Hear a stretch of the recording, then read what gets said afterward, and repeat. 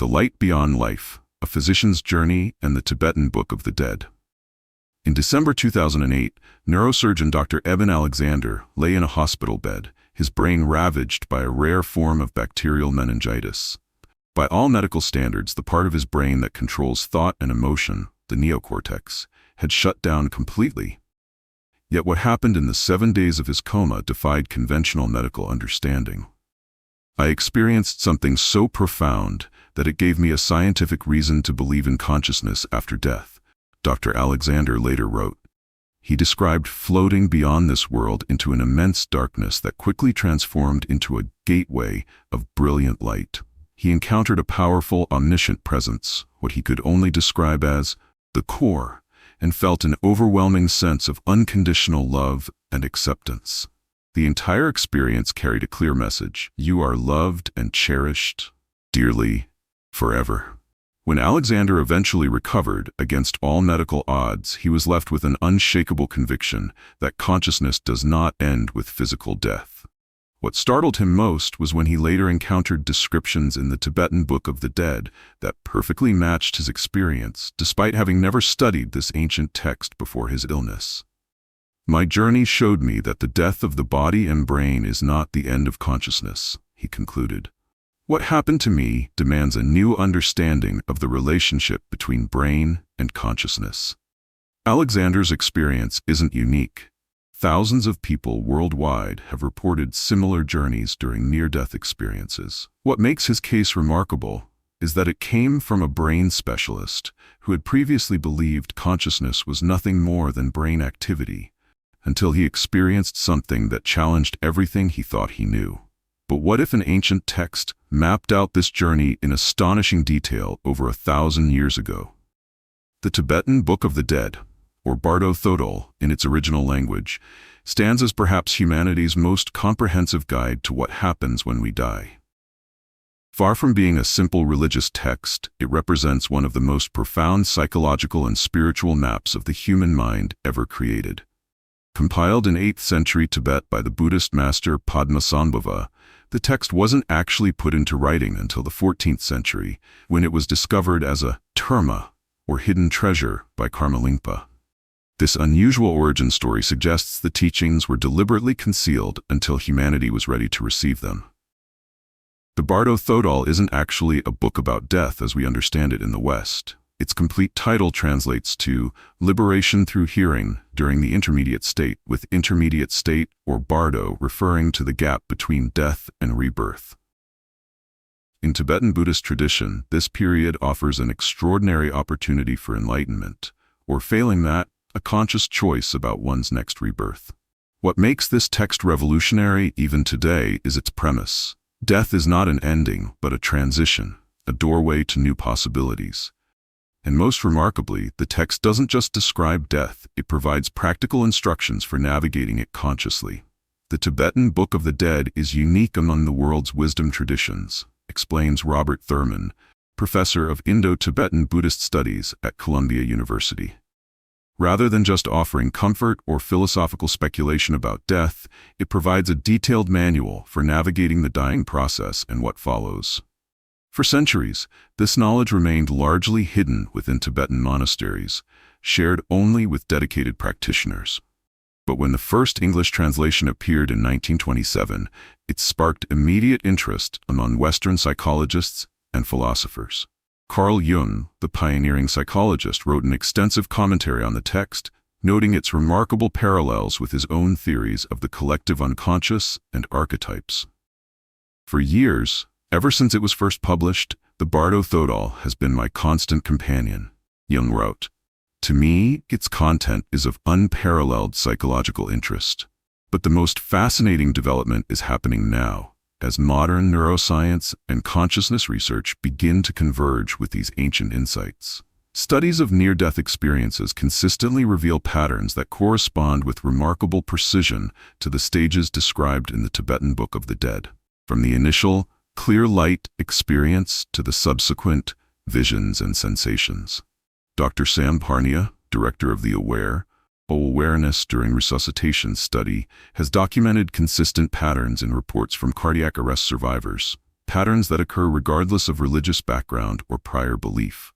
What's compelling, Dr. Parnia notes, is that people without any knowledge of the Tibetan Book of the Dead describe experiences that align remarkably well with its stages. This convergence raises profound questions. Could an ancient Tibetan text hold insights into consciousness that modern science is only beginning to grasp? And if these ancient masters accurately mapped the journey beyond death, what else might they have understood about the nature of mind and reality? As we explore these questions, I invite you to consider something deeply personal.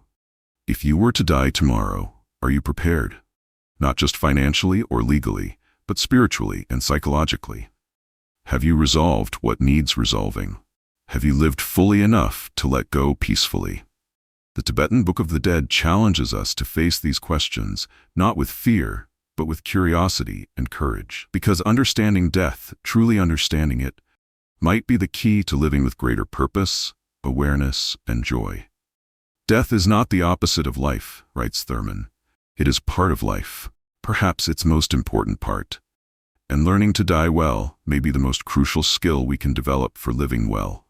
In the coming sections, we'll journey through the stages of death and beyond, as mapped by this extraordinary text, exploring what happens when consciousness is freed from its physical constraints, and what this means for how we live right now.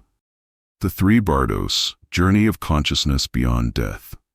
In Tibetan Buddhism, life isn't seen as a straight line from birth to death, but as a cyclical journey through various states of consciousness. Central to this understanding is the concept of bardo, a term often translated simply as intermediate state, but which carries much deeper significance. Bardo isn't just about death, explains Tibetan Buddhist scholar Francesca Fremantle. It refers to any transitional state where our familiar reality dissolves, creating an opening for profound transformation. While we typically think of bardos in relation to death, Tibetan Buddhism identifies 6 different bardos that span both life and death. 3 relate to our living experience: the bardo of birth and life, the bardo of meditation, and the bardo of dreaming. The other 3, which we'll explore in depth, occur after death and form the core teachings of the Tibetan Book of the Dead. Think about moments in your own life when everything familiar suddenly dissolved. Perhaps during a major life transition, a profound meditation experience, or even that strange state between wakefulness and sleep. Each of these represents a mini bardo, a gap where habitual patterns temporarily loosen their grip, creating an opportunity for insight or transformation. Now imagine these everyday transitions amplified 1,000-fold.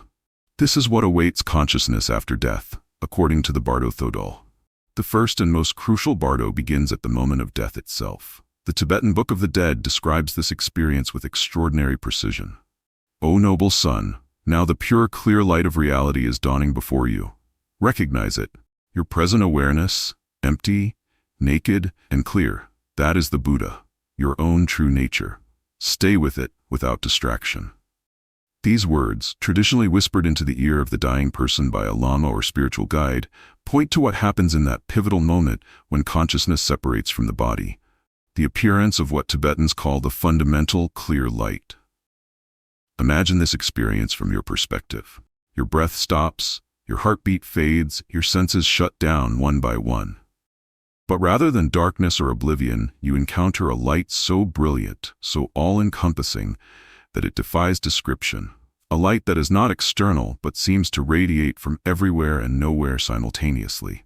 This is not a metaphorical light, but according to the Tibetan tradition, the fundamental nature of mind itself, pure awareness unclouded by thought or emotion.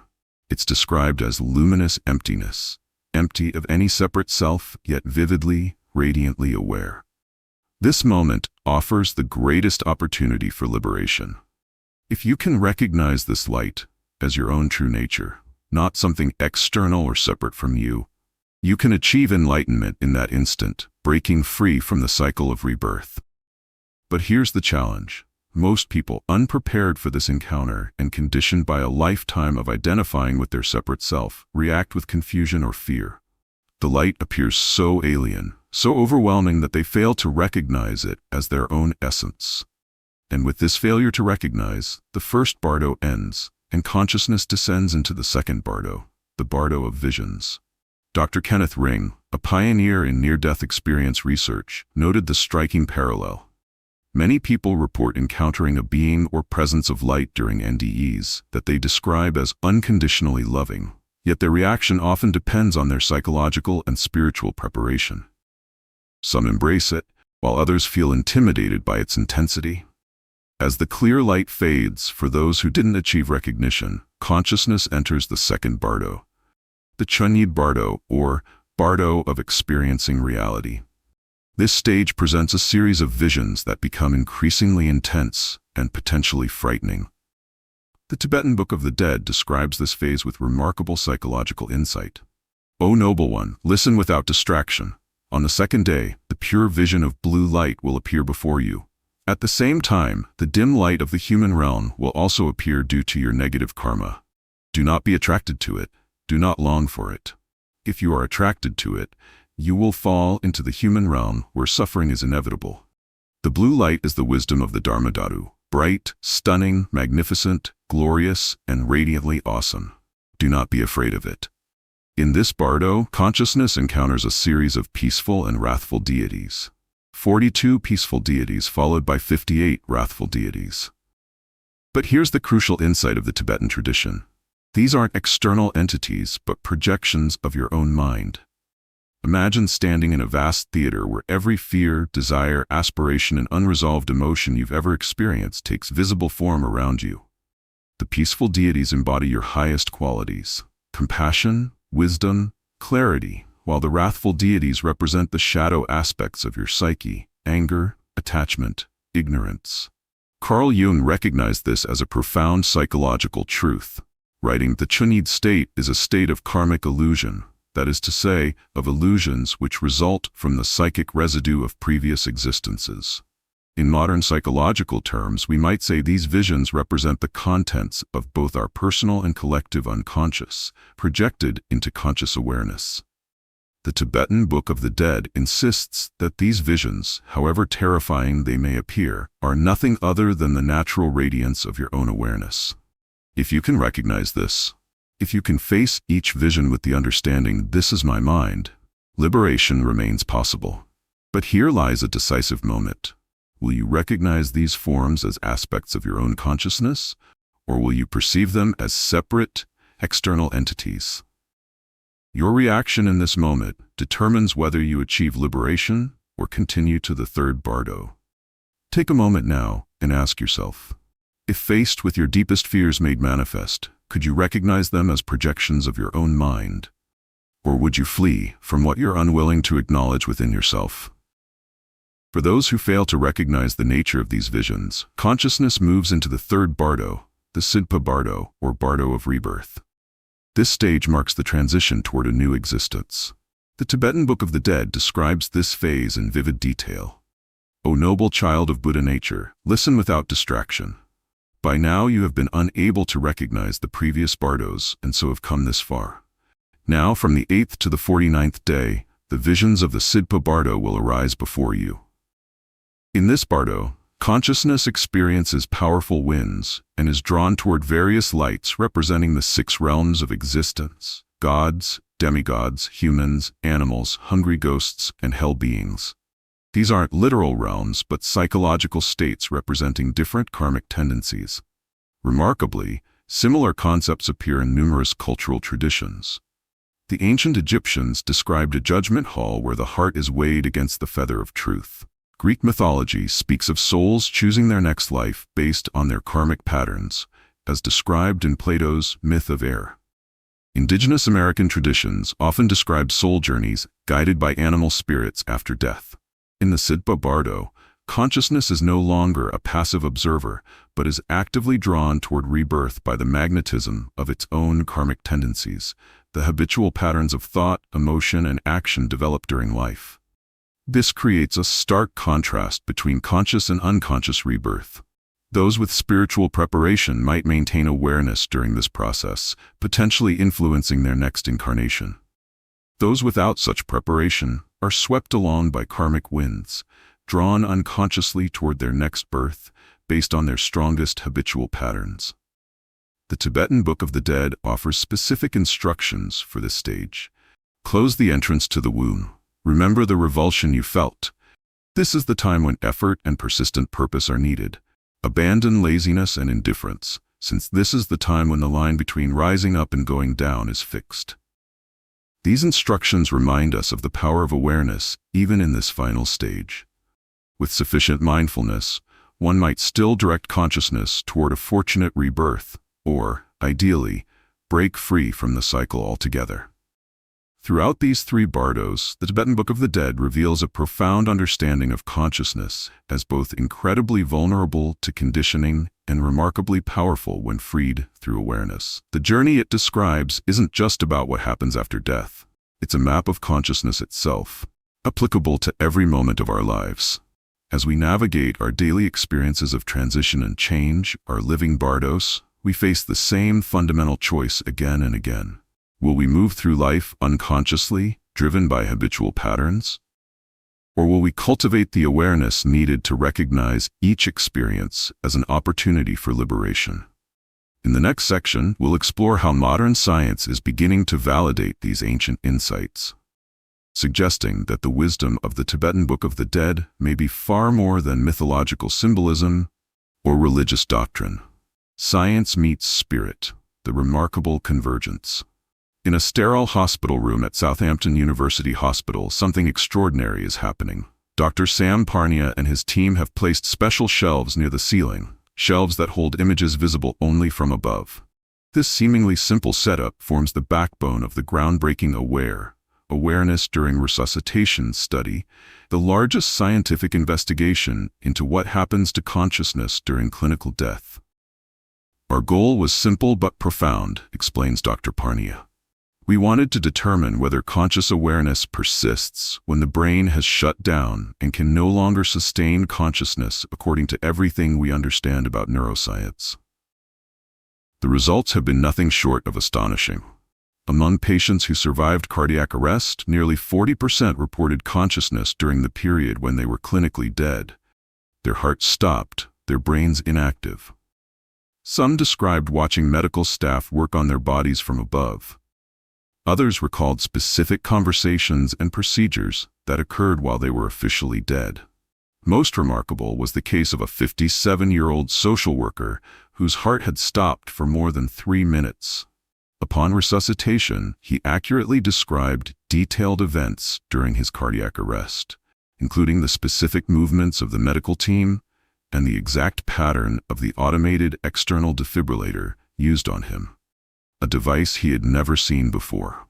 What makes this case exceptional, Dr. Parnia notes, is that we know the brain shuts down within 20 to 30 seconds of the heart stopping. According to our current understanding of neuroscience, the experiences this patient described should be impossible. Yet they happened. This gap between established science and observed phenomena represents a profound challenge to our understanding of consciousness. And here's where the ancient wisdom of the Tibetan Book of the Dead enters the conversation in a surprising way. The patterns reported in near-death experiences show remarkable consistency across cultures, religions, and belief systems. A 2014 study by Belgian researchers found 4 core elements appearing in most NDEs, regardless of the patient's background: a sensation of profound peace and well-being, separation from the physical body, entry into a realm of brilliant light, encounter with deceased relatives or a being of light. These stages align with astonishing precision to the bardos described in the Tibetan Book of the Dead, particularly the initial encounter with the clear light and the subsequent visionary experiences.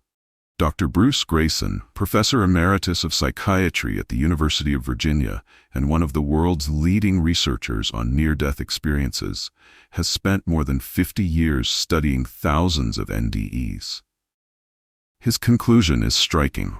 The similarity between modern near-death experiences and the descriptions in the Tibetan Book of the Dead suggests either that the Tibetan Buddhist masters had remarkable insight into the nature of consciousness, or that they themselves had experiences similar to NDEs which informed their writings.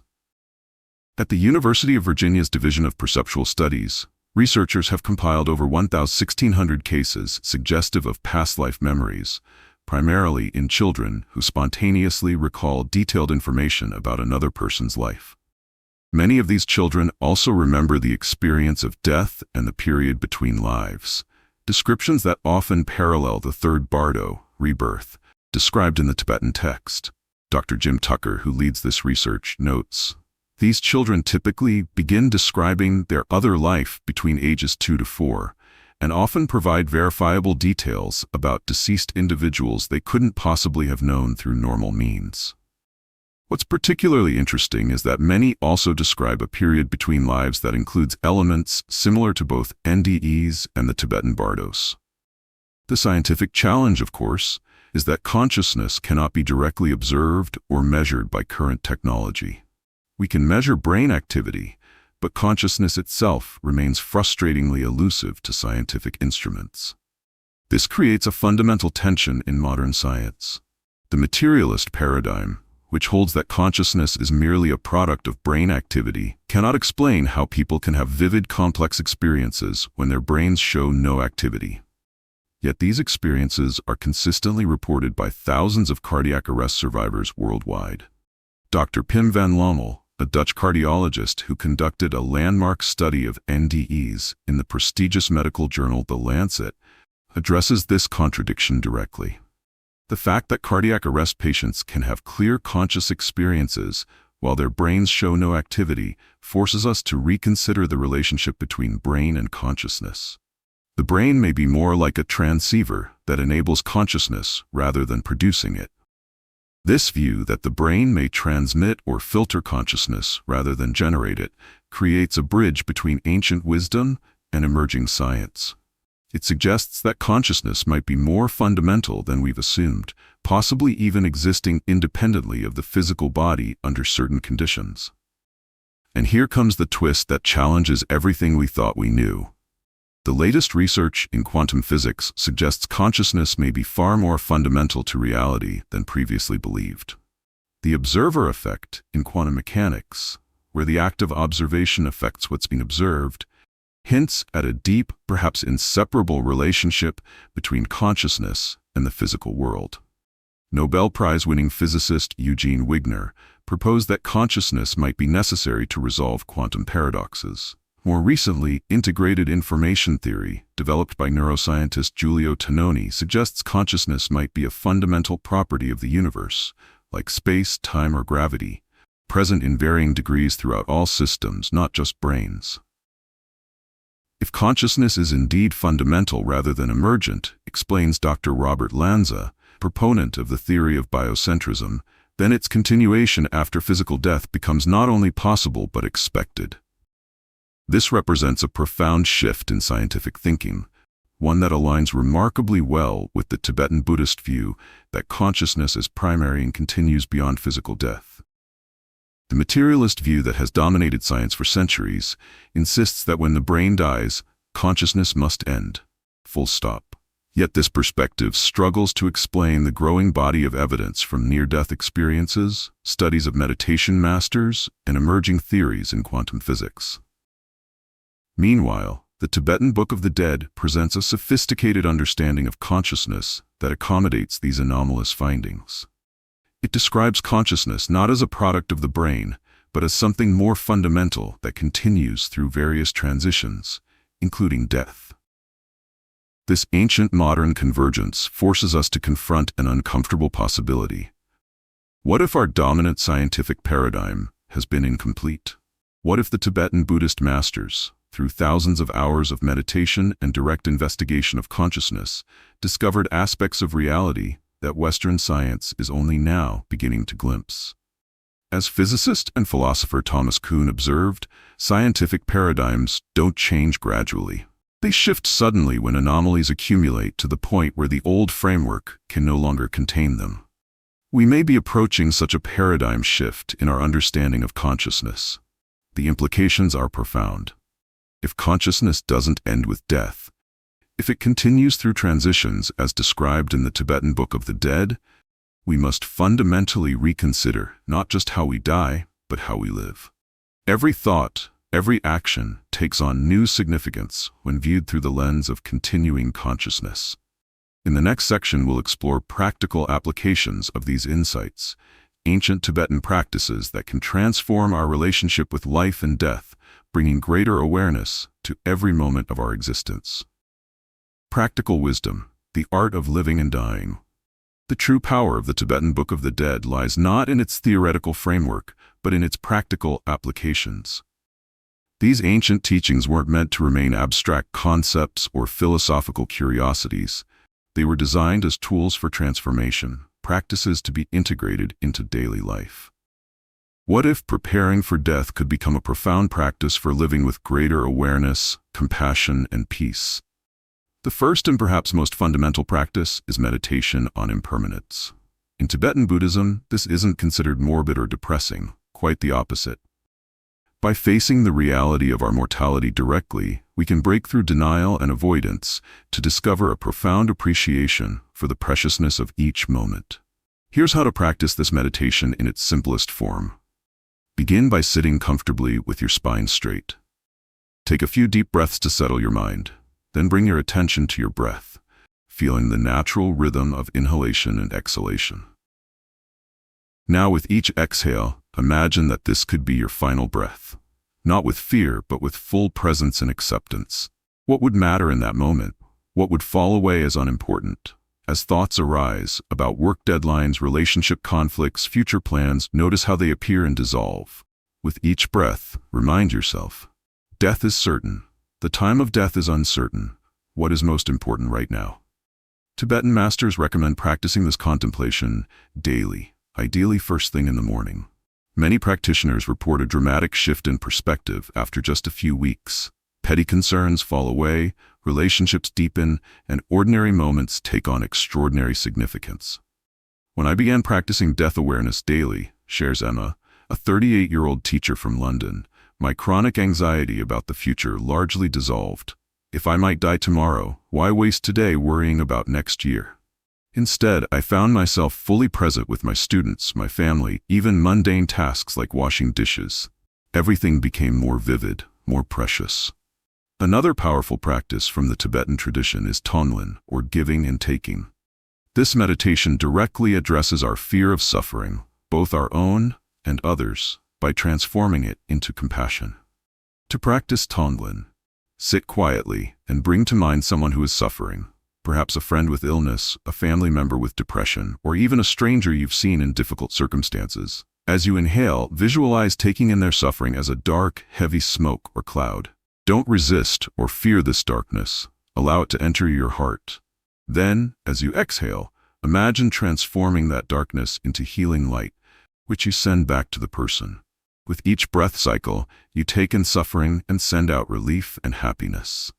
After practicing with a specific person, gradually expand your circle to include more people, eventually embracing all beings everywhere. This practice might seem counterintuitive. After all, aren't we supposed to avoid suffering? But tonglen works by directly confronting our instinct to push away pain. In doing so, it dissolves the boundaries between self and other that cause so much of our fear and isolation. The first time I practiced tonglen during my mother's cancer treatment, recalls Michael, a 45-year-old software engineer, it transformed my relationship with fear. Instead of being paralyzed by it, I found I could use it as a gateway to connection. I stopped running from difficult emotions, both hers and mine, and found a deeper capacity for presence than I knew I had. Perhaps most relevant to our exploration of the Tibetan Book of the Dead is the practice of recognizing bardos in everyday life.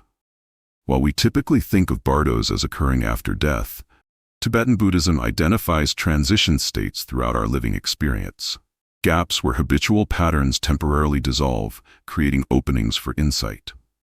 These mini bardos include the moment between wakefulness and sleep, the gap between thoughts during meditation, times of significant transition, job changes, relationship endings, health crises, moments of sudden shock or surprise, states of intense creativity or flow. Each of these represents a small death of our ordinary identity, a temporary suspension of our usual patterns. By recognizing these moments as they occur and maintaining awareness through them, we practice for the ultimate bardo of death itself. Try this. The next time you're falling asleep, maintain gentle awareness as consciousness shifts from waking to sleeping. Can you observe the images, sensations, and thoughts that arise without getting pulled into them? This simple practice mirrors what will be required in the death bardo, the ability to maintain awareness through dramatic transitions of consciousness. These ancient Tibetan practices aren't confined to monasteries or retreat centers. Increasingly, they're finding their way into modern healthcare settings, particularly in end-of-life care. At Zen Hospice Project in San Francisco and the New York Zen Center for Contemplative Care, principles derived from the Tibetan Book of the Dead have been adapted into practical approaches for supporting the dying. Staff are trained to recognize and work with the stages of dying as opportunities for awareness rather than simply medical events to be managed. B.J. Miller, a palliative care physician who served as executive director of Zen Hospice Project, explains, "When we approach dying as a developmental stage rather than just a medical event, everything changes." The Tibetan traditions remind us that dying, like birth, is a natural transition, potentially filled with meaning, growth, and even beauty. These approaches have shown remarkable results. A 2018 study published in the Journal of Palliative Medicine found that terminal patients receiving care informed by contemplative traditions reported significantly less anxiety about death, reduced pain perception, and greater peace of mind compared to those receiving standard palliative care alone. Frank Ostaseski, founder of the Zen Hospice Project and author of The 5 Invitations, has spent decades applying these wisdom traditions at the bedside of the dying. He observes, "What's most striking is how the approach in the Tibetan Book of the Dead, treating death as a transition of consciousness rather than an ending, provides profound comfort even to those without any Buddhist background." There seems to be something universally resonant about these teachings. Claire, an oncology nurse who trained in this approach, shares a powerful story. "I was caring for Robert, a 68-year-old with terminal cancer who described himself as a hardcore atheist. As death approached, he began experiencing intense fear. Rather than offering platitudes or sedation, I used the Tibetan approach, helping him recognize his fear as a natural part of the transition, encouraging him to move toward his experiences rather than resisting them. The transformation was remarkable. His terror gave way to curiosity, then to a profound peace I can only describe as radiant. His last words to me were, 'I never imagined dying could be so interesting.' That experience changed not just how I work with patients, but how I live my own life." These stories point to something profound. The wisdom in the Tibetan Book of the Dead isn't just relevant for Tibetan Buddhists, or even just for the dying. It offers practical insights for anyone seeking to live with greater awareness and less fear. Sarah, a 42-year-old marketing executive with no previous interest in Buddhism, discovered the Tibetan Book of the Dead after surviving a near-fatal car accident. "Before the accident, I lived in constant anxiety about the future, my career, my appearance, my retirement account. The accident showed me how quickly it could all end.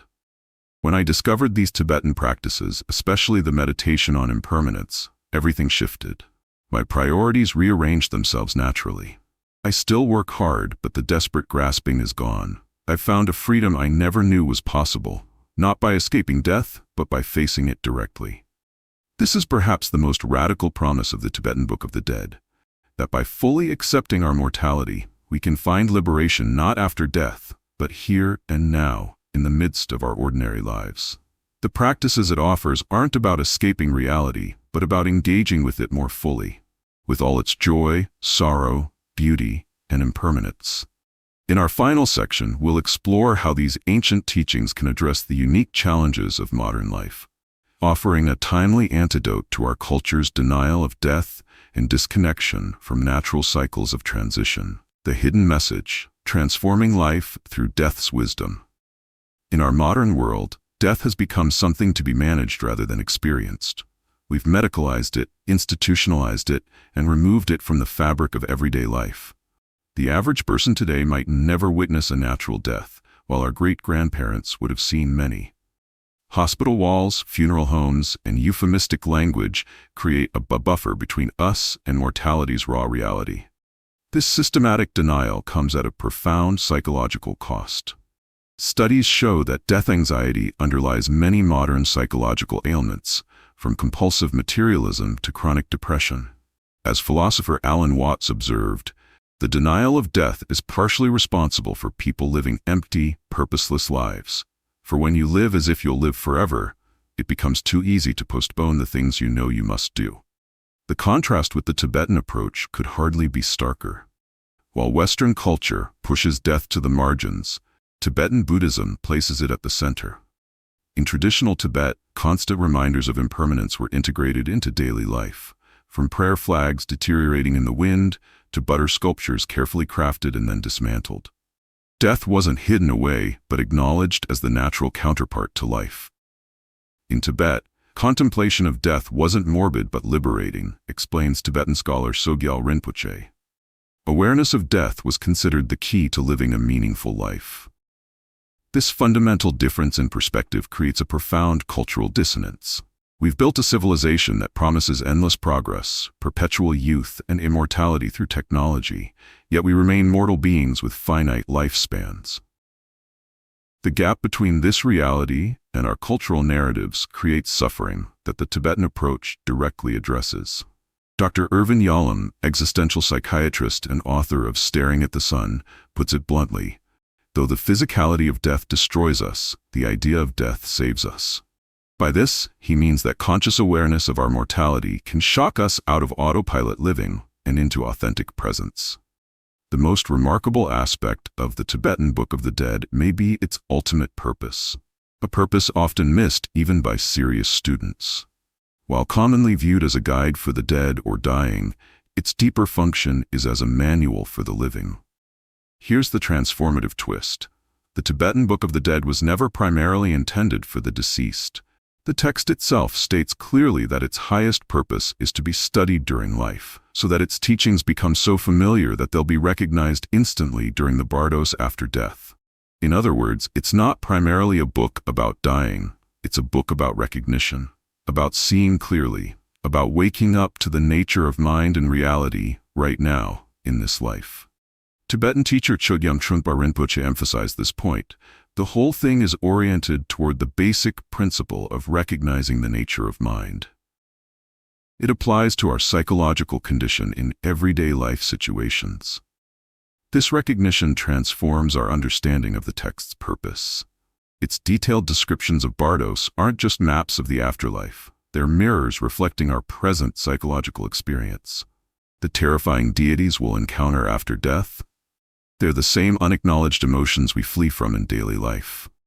The peaceful deities, the same innate wisdom and compassion available to us in each moment. The karmic winds pulling us toward rebirth, the same habitual patterns that drive our everyday actions. Once I understood this, explains David, a psychotherapist who's integrated these teachings into his practice, I realized we're already in the bardos, right now.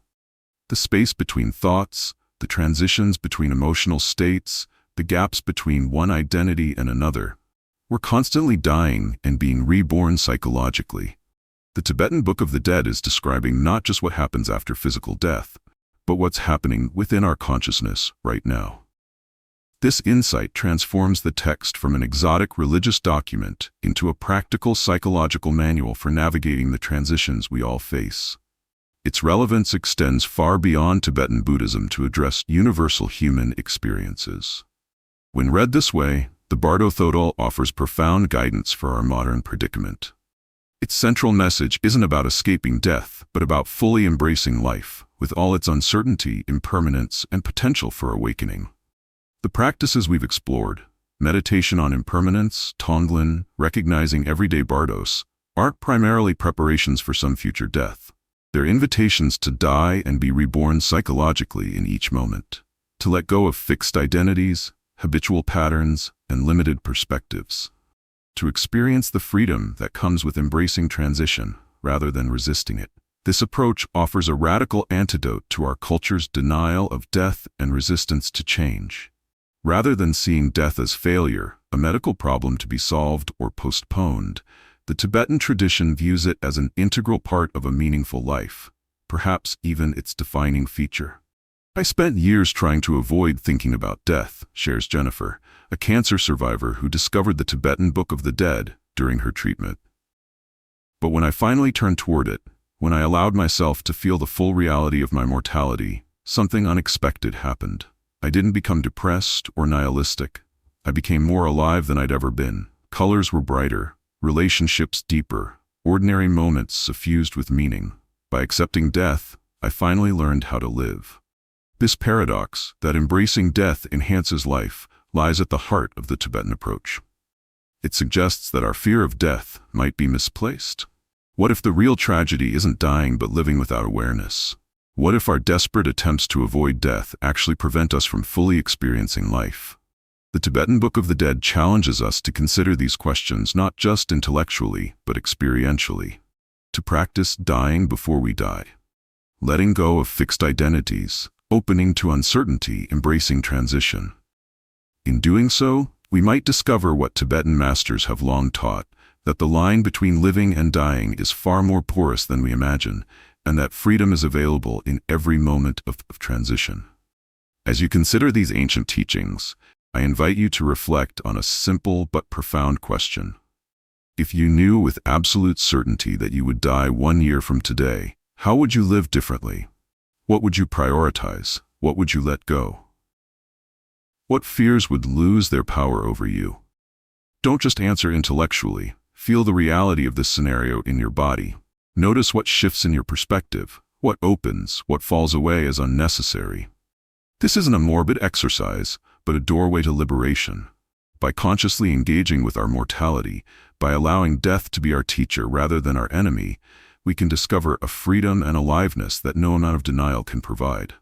The Tibetan Book of the Dead offers us this extraordinary invitation to transform our relationship with death, and in doing so to transform our experience of life itself.